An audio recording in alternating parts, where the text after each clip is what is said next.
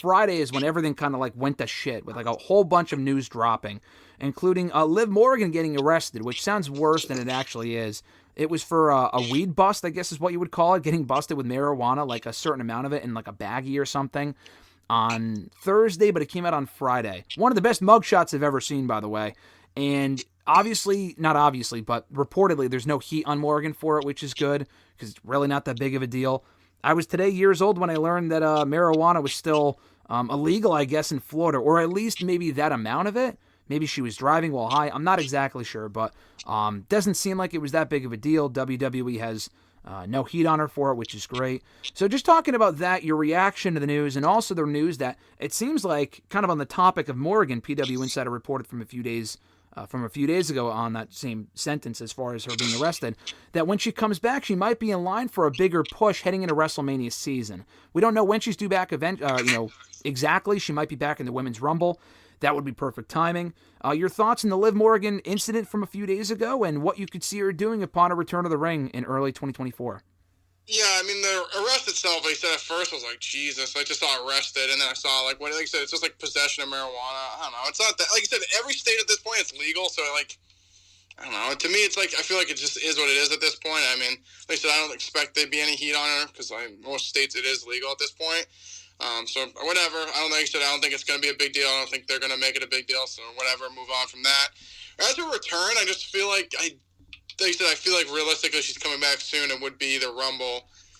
I just don't, like you said, maybe a big push. I just don't really see where it would come from.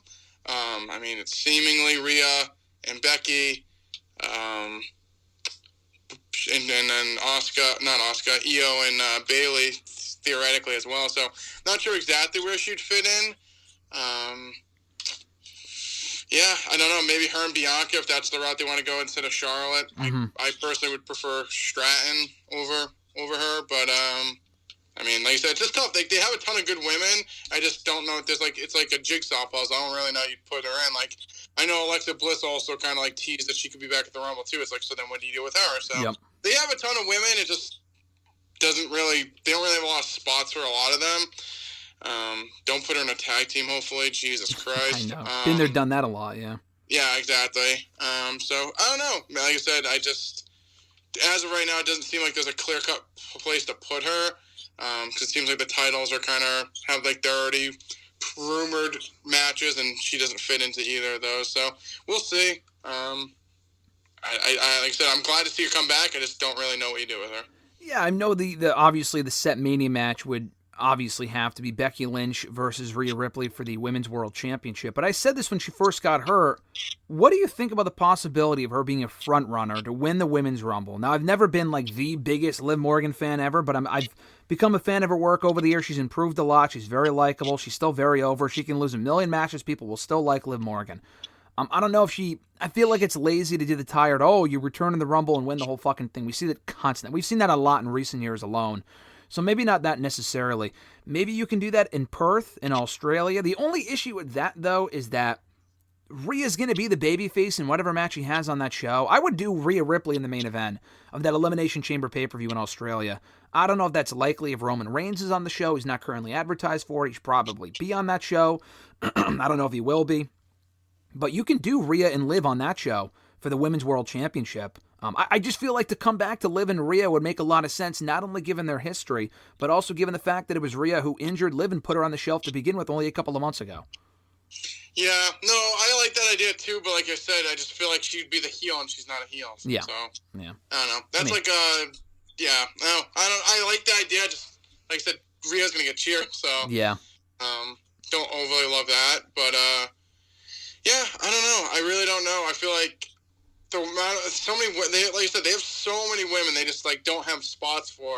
And I feel like it just keeps going back. I just feel like they need to think about a women's mid-card title, because I just feel like the tag belts are fucking useless. Yep. And then they have all these other women they just don't know really what to do with. So they kind of have so many good women, or women that are at a certain level, that they just don't use a lot of them. And like I said, the tag team stuff to me is just kind of run its course. Yeah, no, the women's tag team division. I was happy for Katana Chance and Kaden Carter. We'll talk about that in the Raw review in a little bit, but Those belts are completely pointless. I would much rather see, as you mentioned, some sort of a mid-card championship that the women can fight for across all brands, not just NXT. And it's funny because the tag titles are also supposed to be defended in NXT, but since Ronda and Shayna merged the belts, unified the championships back in Money in the Bank in July, they've only been defended in NXT once, at like either Halloween Havoc or the week after Halloween Havoc, with JC Jane and Thea Hale a few months ago, and that was it. They have not shown up on that show since.